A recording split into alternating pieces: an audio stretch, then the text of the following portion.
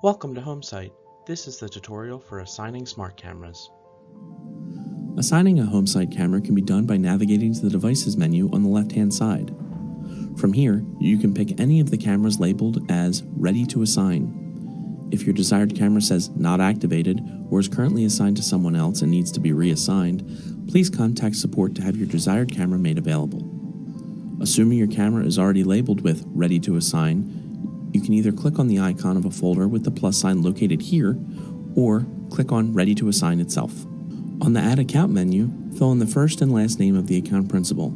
This is the person who will be in possession of the smart camera. Then, fill out the first name, last name, and email of the account manager. This is typically a family member who will be maintaining the account. You may also have a staff member manage an account by simply adding the email of the staff member.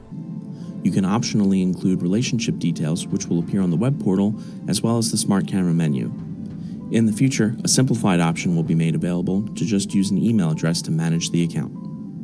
When all this has been filled out, click Submit, and the camera will now be assigned. If the account manager does not yet have a login to the system, a welcome email will be generated and sent to the address given. This will walk the account manager through the setup of their account. It is important to assign a camera before attempting setup at its final location. Failure to do so will result in the smart camera needing an additional reboot after assignment has taken place. This way, it can download the necessary configuration from the cloud.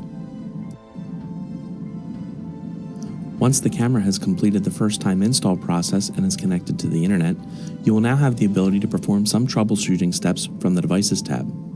Should you need to remotely reboot the unit, you can click this icon here. If you need to return the camera to its factory default settings, you can do so by clicking this icon here. All local data will be removed and is returned to the first-time install screen. It is important to note that factory resetting a camera does not remove camera assignment. This was the tutorial for assigning smart cameras. Thank you.